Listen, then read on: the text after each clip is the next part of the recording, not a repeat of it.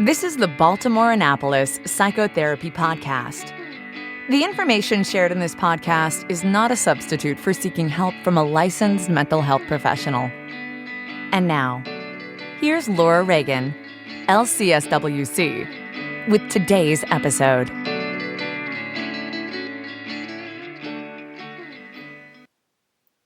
Hi, welcome to today's podcast. I'm very excited today to have a guest with me. Cathy Canfield, LCSW, has agreed to be interviewed. So Cathy, thank you for being here. Thanks, Laura. I'm really excited about this. Me too. Cathy is the director of Counseling of Alexandria. You being sort of right down the road, we haven't had a chance to meet in person yet, but we've gotten to know each other a little bit through social media, and I'm really excited about all the things you do in your practice. So can you just tell us all first a little bit more about yourself?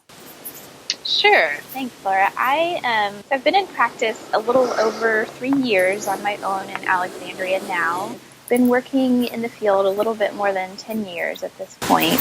So I've just always been really passionate about, went into this first to work with kids and love that kids can be more fully in the moment and that they can also do a lot of work and therapy just through movement, through play, and through art. And as I've gotten more excited about that, and then, just looking at the research on trauma and the research on doing more mind-body practices, I've moved into a few other things that we'll talk about some more, but like EMDR and Reiki, and I also have an art therapist as part of my practice now. Wonderful. And so you are a licensed clinical social worker in Virginia. Mm-hmm. So do you want to talk a little bit about your background with your education? Sure. I'm from the Midwest, so I have a bachelor's in sociology, and then my master's is in social work from the University of Southern Indiana.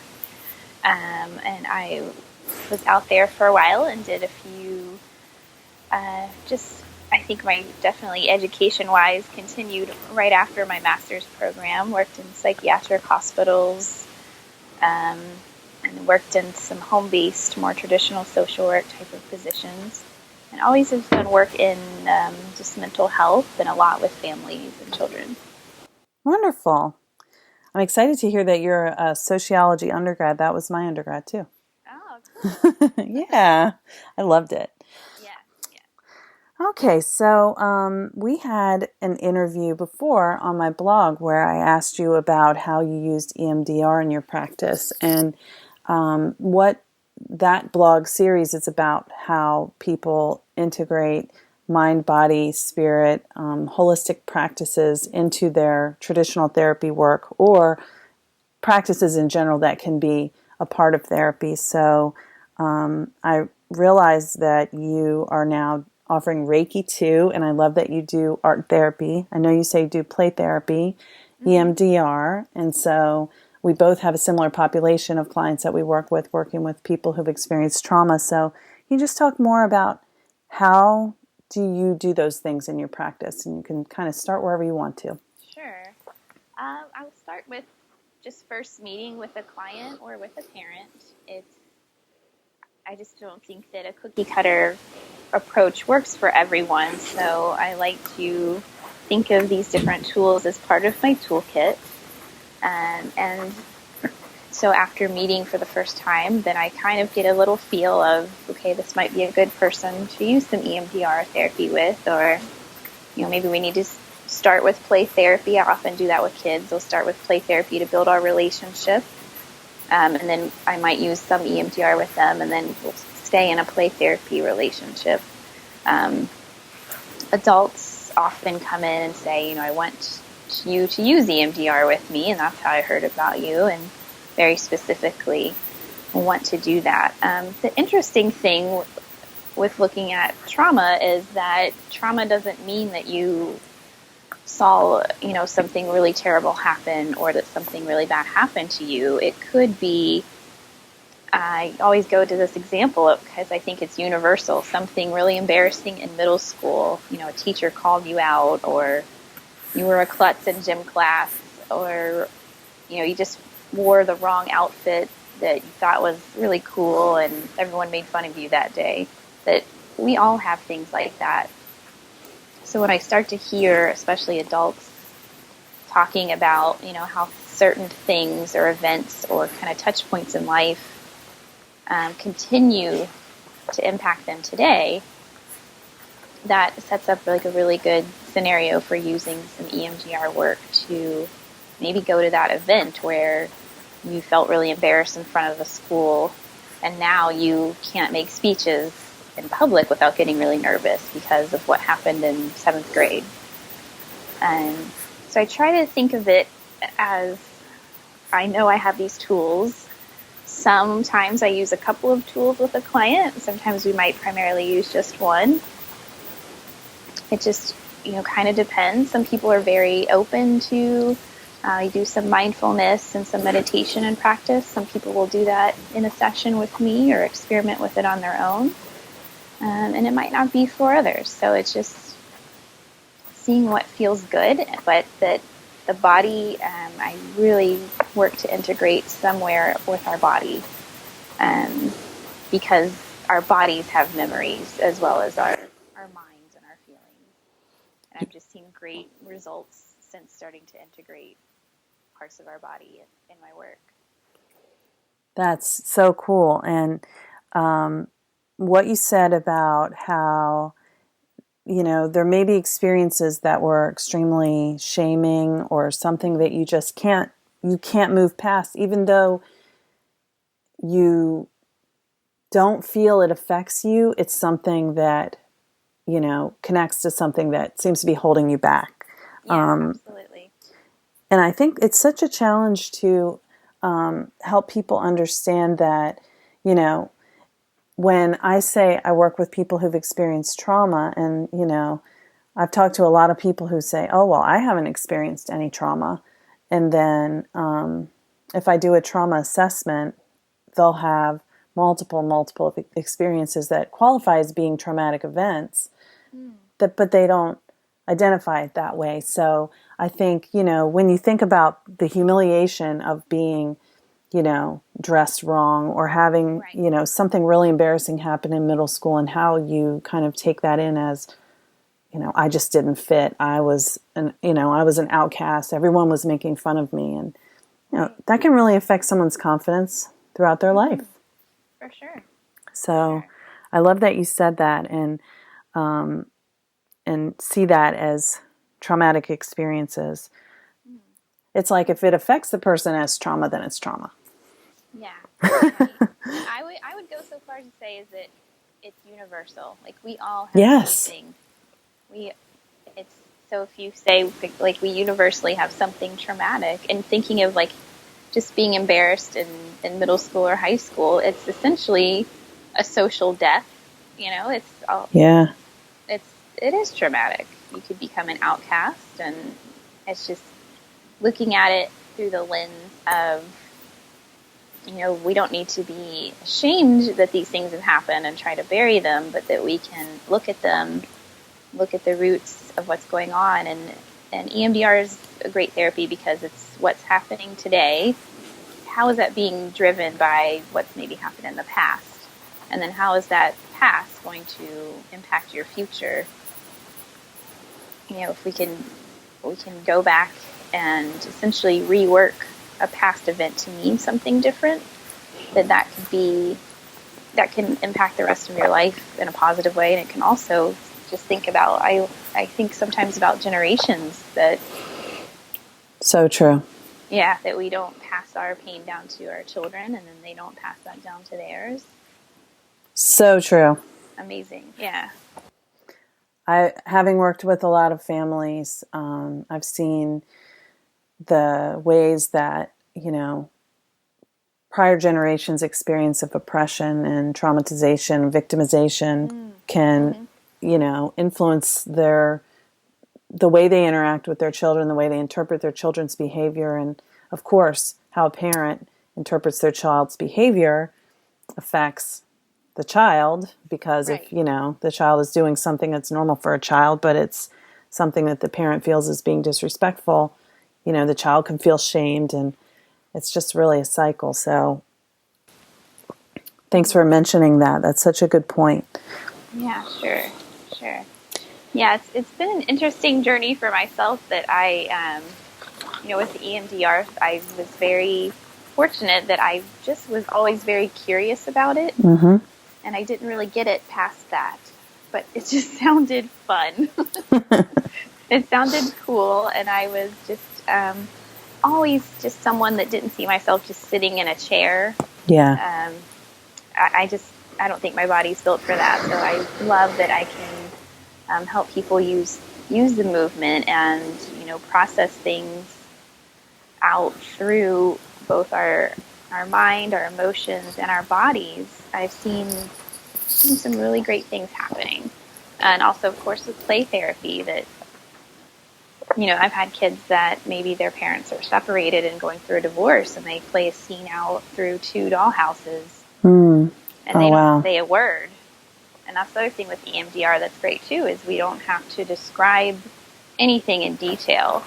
Like, we can just work on wherever someone feels comfortable, and that because we're integrating things through our brains and our bodies and our feelings, the work happens. The work happens internally. Yeah. That's so great that you mentioned not having to describe things in detail, because I think a lot of people are uncomfortable getting therapy for trauma because they think, I don't want to have to talk about what I went through. Mm-hmm. And, I can certainly understand why someone would feel that way. But so EMDR can be a nonverbal work. Is that correct? Yes. And we can also just stay in the present. I will ask people, all right, what kind of feelings do you have right now? Maybe they say sadness, maybe they say anger, and I'll say, can you locate that feeling in your body anywhere? My chest feels tight, or my palms are getting hot. We can work with the present, just those feelings, those sensations that are happening right now. And I kind of think of it in a way of metabolism. We can metabolize out some of that stuff for relief. And that's without talking about anything in the past. Like, just right now, what does it feel like? That's such a great analogy, the metabolism, because you're literally, trauma is something unresolved in your body. It's like there's something in you that needs to pass through, but it's not going. Exactly. Yeah, it's tough. Yeah. Mm-hmm. I've never heard that analogy before. I love that. Yeah, it's just the more work that I do, and I've done my own EMDR therapy. I'm always happy to volunteer that to anyone I work with, because a good example for me was anytime I noticed attention was on me, or that if I was doing public speaking, my ears would turn hot, like red and burning.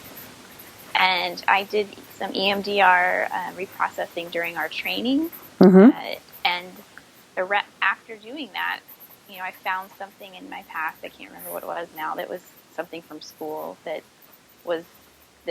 brought that on, where I felt embarrassed. So it was like my ears remembered that, and there was nothing I was doing to make that happen consciously. Yeah. So my ears would always be red hot. So we did some reprocessing during our training. My ears were hot the rest of that night until I went to bed. And then it was gone the next day, and that does not happen to me anymore. When I notice attention on me, or when I speak in public, they don't pop up. Do you feel different too other than your ears, when you're doing public speaking? Yeah, absolutely. We just have that flight or fight response. Mm-hmm.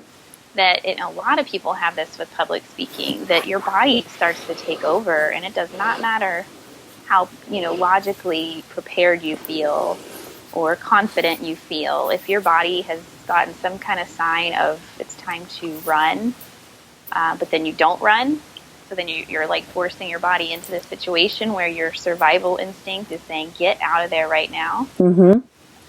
There's nothing, I don't think there's anything logically you can just do to stop that.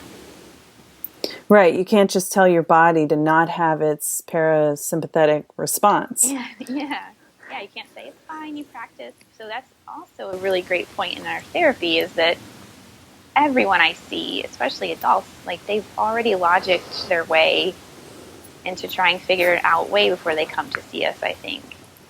Yeah. I shouldn't be so worried about that, or that happened a long time ago. What's wrong? And then it becomes something more shaming because I haven't been able to figure this out in my head yet. Yeah.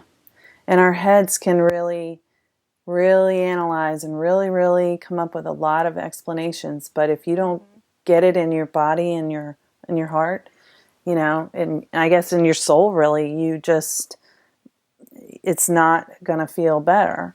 Mm-hmm. Yeah, I feel like I'm hearing myself say often right now, that when I am with a client, saying that your brain is trying to apply logic to a situation that this has no logic. This is not based in logic. Exactly. It's those different parts of your brain. The primitive part is having the reaction, and the logical part's going, don't worry about it. It's okay. No big deal. Mm-hmm. And the primitive part's like, get out of here quick. Yeah. Yeah, I know I've certainly had my own anxiety about public speaking, and I do it fairly often, but when I do it, I'm nervous and I calm myself, but my body still has the response. So I'll be like sweating, or I'll be like shaking afterwards. And I'm like, whoo, all the adrenaline's just running through my body. Exactly. So you can't, our brains are very amazing in what they can try to do to protect us. But, your body is also trying to protect you in a different way. Yeah. So can you talk about how movement happens in EMDR? Is it the therapist moving, the client moving, both? Well, sometimes the therapist, but it's usually the client. So the very first way they used EMDR was just having a client move their eyes left and right. Mm-hmm. And then they discovered it was about bilateral stimulation. So that just means some kind of stimulus left and then right that registers left brain, right brain. Okay. So before we had any of our technology around it, you would essentially just tap on your client's legs, left, right, okay, like on their knees.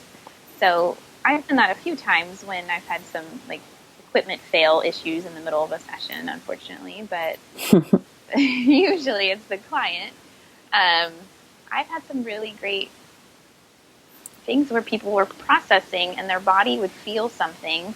I had someone saying, like, I just feel stuck. I feel like I just need to get moving.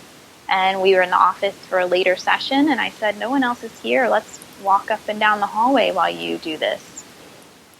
Because she felt very inclined to move. Yeah. So we did.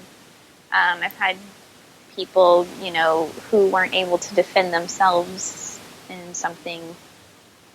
Maybe it was a fight and they weren't able to put their hands up to, guard themselves, that while they're reprocessing will act that out. Will put their arms up to defend themselves. Those are a couple of examples that come to mind. So I try to really listen in to what their body is telling them to do. Yeah. That's interesting. I heard Peter Levine from Somatic Experiencing talking about his work, and it was a similar thing that he said that, the body would move through the movement that it needed to do when it first was happening, but they couldn't for whatever reason. Yeah, it's based on that idea. I knew because of the name eye movement desensitization reprocessing that your eyes were moving, but I thought that was what it was. So I never really understood how that is. But you're saying that the kind of bilateral stimulation, so tapping on and off one side and the other, are the eyes still moving too? No, you could do that, but not necessarily. Okay. So it's, I've read Francine Shapiro developed this, and it was first discovered as an eye movement, and that she says years later now that it's such a popular name that she won't be changing it, but that if she could change it, she would leave out the EM wouldn't be there, the eye movement wouldn't be there. That would be more of like a reprocessing therapy. Oh, well, that makes sense. You have a name. You got to stick with it. Yeah, exactly. Yeah, but there are ways we can do it with audio also. And the way we go in is just, it's like doing a sound check. It's what feels good for your body. Is your body like or dislike checking in this way or that way? And it just, we custom that to what feels okay for everyone. And everyone has a different preference. That's so interesting. Mm-hmm. Well, that makes me want to ask you about the other thing that really caught my attention, which is Reiki. Yeah, I'm happy to talk about that. So I'm very newly trained in Reiki, and I did a level 1 in January. So Reiki has 3 levels of training. 1, 2, and then master training. Okay. So I was encouraged, and you're called a Reiki master if you're a teacher, but I'm a Reiki master, to just use Reiki on myself for 28 days only. So it's this idea that there's a universal positive energy that we can connect to and then use it for good. Okay. So it's a pretty simple idea. So you can also use it for yourself.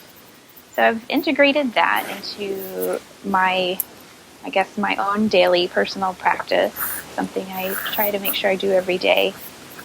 And I haven't gotten too much into really direct Reiki with clients yet. I definitely use it between sessions for myself. Oh, okay. My own self-care. Yes. It's something also that I definitely connect with it when I have maybe someone is playing quietly, and just think about sending positive energy to them essentially while they're playing. Or maybe while there are times during EMDR sessions that someone is quiet. So just kind of sending a positive intention to them at that time also. I'm still just kind of integrating it and playing around with how it could be used. I interviewed a therapist actually in DC that she does very directly use Reiki in her psychotherapy practice.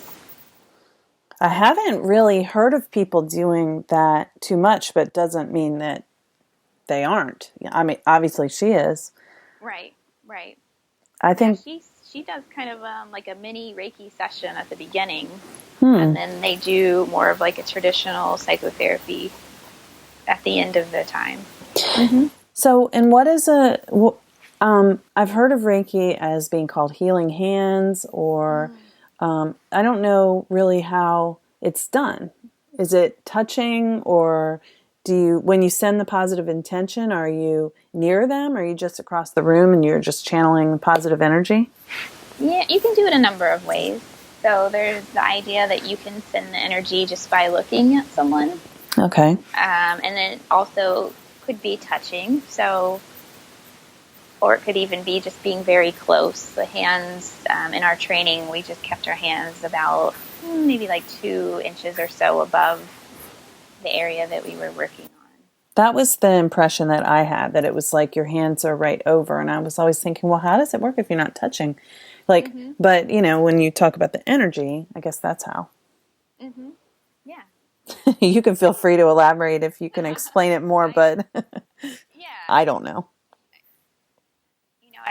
It's the Reiki training was one of the few things. I'm usually a big planner, and we'll even map out a calendar of, I'm going to do this training, I'm going to explore this. and I heard about it, and I was like, I think I'm going to do that. Wow. And I did it. So it was a very intuitively driven thing that I did, and I really connected with the Reiki master that I had. And it just, I don't know, it just seemed like it was something that was just the right time. But I love that. Yeah, and there's a little voice of me that's been a skeptic of this too. That but I've said, even if it's just a very mindful moment of thinking of sending positive thoughts to someone else or myself, that's enough. But in training, I've literally physiologically felt energy and shifts in energy. So I think it's something. I think the human spirit, soul, energy field, whatever you call it, there's something we have there. Yeah. And Reiki's a way of like dialing into that and being able to use it in a powerful way. That's awesome. And I think a year ago, I probably would have been very skeptical of that when you said it. I would be like, oh, that's nice, Cathy. But I have, begun to be more open to those things, those types of things myself, just hearing so many people talking about energy work and intuition. And, I think what I've realized as I begin to, and that's what made me decide to do that blog series, as I begin to look into these things more, I'm very interested. So obviously I'm ready now to understand those things. And what I've noticed is the effects of the methods I've tried are very real. So I haven't done Reiki yet, but I definitely will try it. And I didn't even know that someone could use it on themselves. Mm-hmm. So, yeah, it's excellent. I mean, it helps me just very basic. I just feel like it's much easier to transition into falling asleep at night when I use some at bedtime. Wow.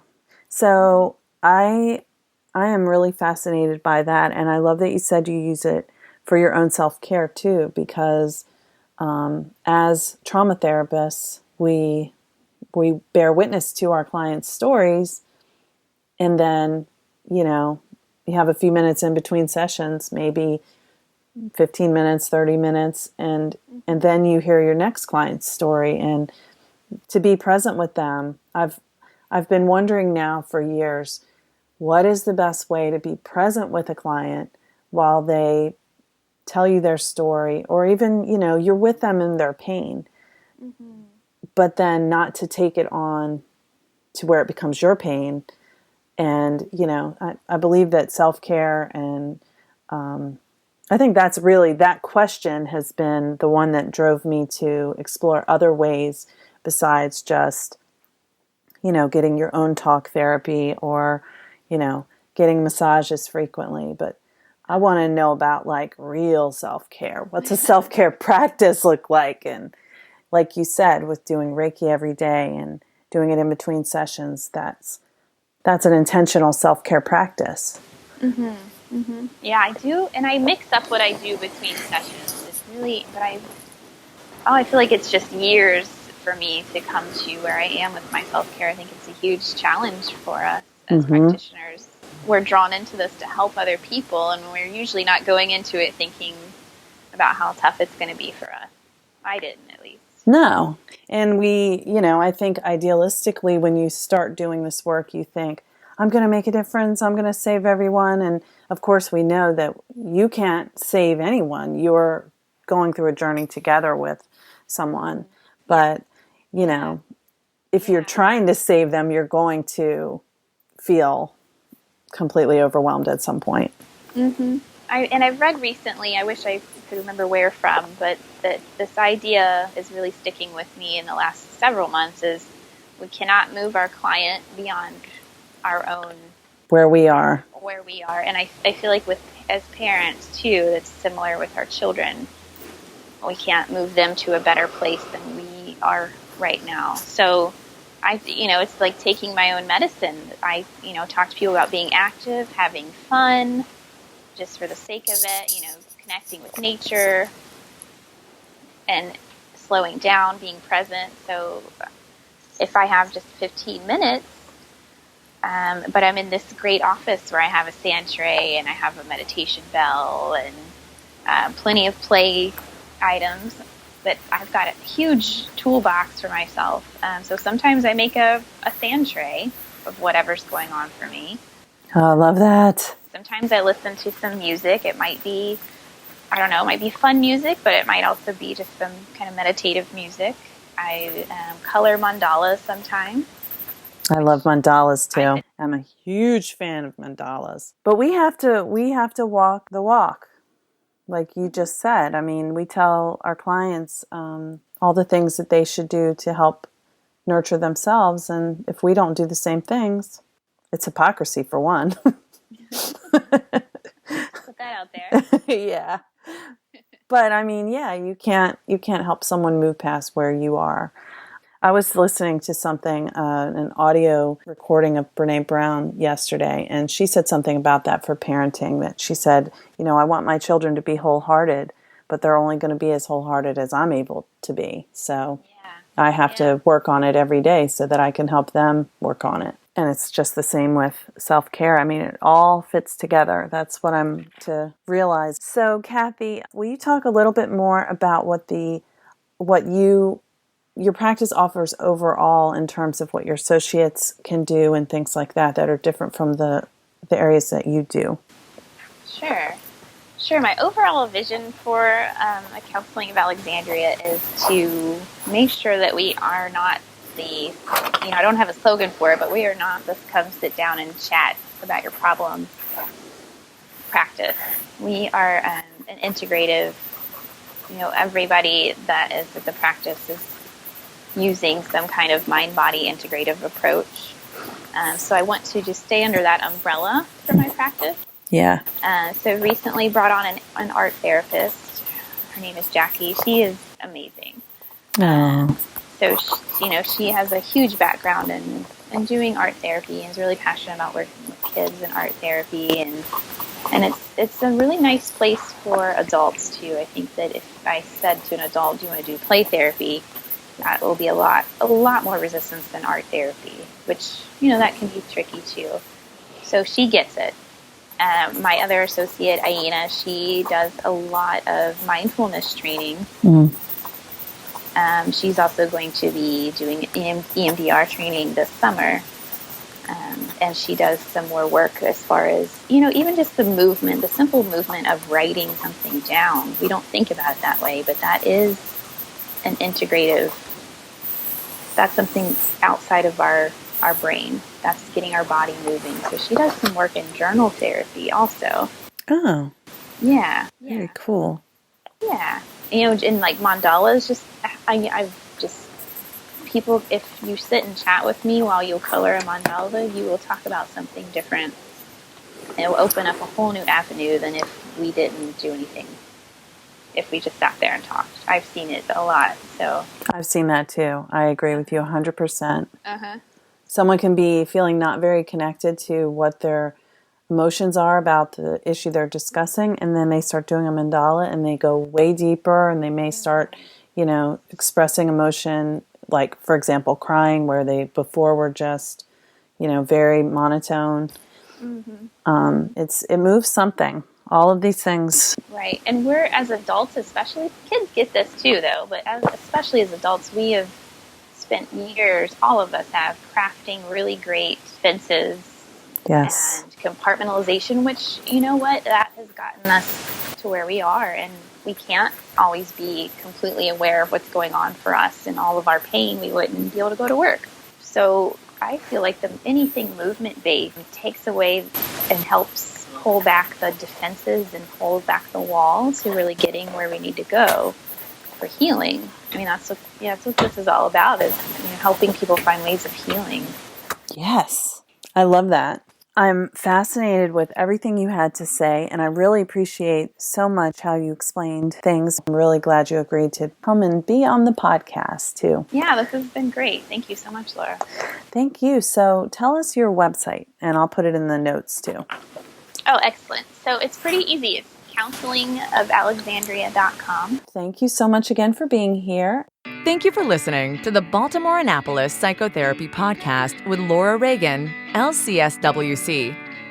For more, visit Laura's website, www.laurareaganlcswc.com.